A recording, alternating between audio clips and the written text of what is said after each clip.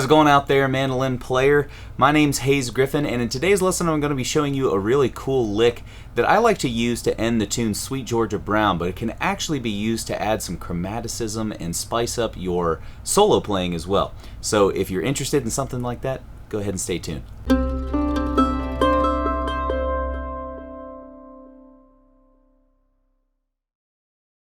Before we go ahead and dive into today's lesson though, if you haven't had a chance, hit that subscribe button below and the bell notification button. That way you'll get notified whenever we upload a new lesson here to the channel. Also, if you're interested in things like PDFs of the tab and sheet music for today's exercise, as well as backing tracks and access to our monthly Q&A calls where you can ask me or my pal Magnus Zetterlund any questions about the mandolin, go ahead and check out that link below in the description to the Mandolin Secrets Academy. There you'll find all the information you need to know how to sign up. Alright, mandolin player, let's talk about this chromatic jazz lick. This is one that I actually stole from guitar players. I know that Mark O'Connor has played some similar phrases, and I've even heard folks like Jimmy Bryant, if you dig back into the 40s and 50s, like country and western swing scene, a lot of folks play licks that are very similar to this one. So this is a variation that you can use and maybe expand upon to kind of make it your own a little bit. So before we go ahead and talk about what this lick is and how to use it, I'm just going to demonstrate it here one time for you real slow so that you can see the fingering and kind of get some of the mechanics behind this. So if you look at this lick, well, we're actually going to play it in the key of F today. So that's our target note at the end, but this lick actually starts on the 5th of whatever major chord you're on. So today that's going to be the 8th fret of the E string, that C note. And the lick can be kind of distilled down to a digital pattern. I like to use that word because then we can just use like scale or triad degrees to kind of describe it. So if we think of this as the 5th of our chord, we'll call that 5, right? This lick is 5, 3, 1, 6 at first. And you notice that's a symmetrical pattern, right? It's just a minor third on both strings. So after we play that kind of F6 arpeggio, I'll call it, right? Because it's 5, 3, root, 6. You just slide down and repeat the same pattern, but going up this time. So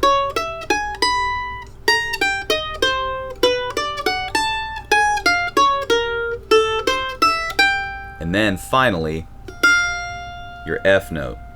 So I played it all alternate picked that time, which you can totally do, but typically I do this. Slide, slide, slide, slide, and then a pull off. So that's kind of the mechanics behind this lick. And I like to use it to end the tune Sweet Georgia Brown because that chord progression, we walk down from our 1 chord, the F major chord or F major 6 chord, chromatically to get to our 6 chord or a 5 of 2 if you want to think about it that way. So it's F, E, E flat, D. And if you think about how we're walking this lick down, it's just a major 6th arpeggio that we keep shifting down 1 fret at a time. So it tracks those chord changes really well. And for the last couple bars gives us some kind of like chromatic or tritone sub notes over top of our 2 chord and our 5 chord in particular. If that's going over your head a little bit, don't worry about it. Just know that those chromatic crunchy notes at the end of this lick sound really good and really cool. You'll stand out at the next jam session or gig for sure if you use this one.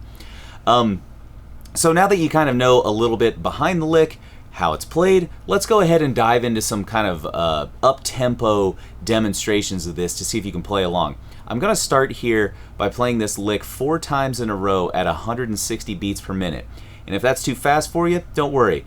Either use that gear icon below to slow the video down, or what I would recommend, just kick back and watch the lick and see how my hands move down the fretboard. And maybe try and, mime those movements a couple times as you watch through the video.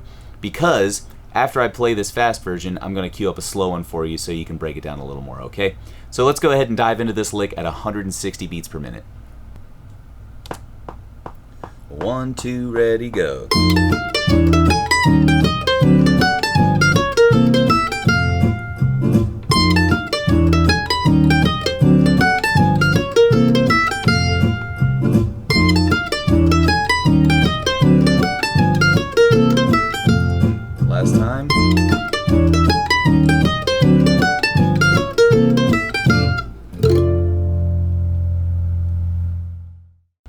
right, my friend, that's it for 160. Let's notch the tempo down a little bit and see if we can pick up a few more of those notes or keep up a little bit of it better this time, okay? So 100 beats per minute, we're going to do the lick 4 times in a row just like we did last time. Here we go. 1, 2, ready, go.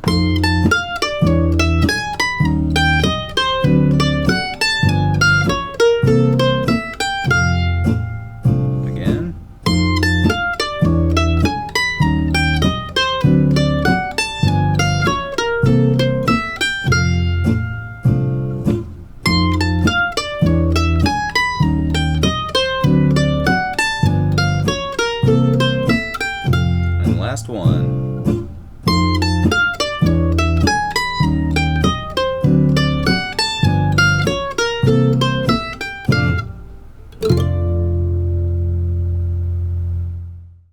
So before we get out of here, I just want to let you know that say you want to take this and play it in some genres of music or styles that aren't jazz or maybe don't use that exact chord progression.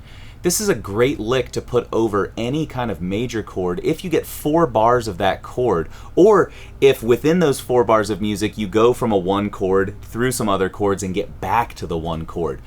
This is a, you know, kind of one of those really great chromatic licks that steers the listener's ear well off the beaten path of like tonal music and really draws a lot of attention to what you're doing in that solo, so the resolution feels really sweet.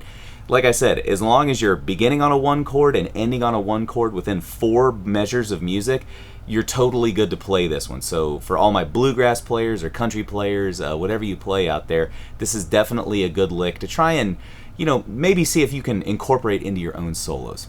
All right, my friends, thank you so much for checking this video out. Leave us a comment below and let us know what you think about this video, if you like learning these kind of licks to kind of throw into your own solo playing, all right? Okay, mandolin player, that's it for this lesson. We'll catch you in the next one.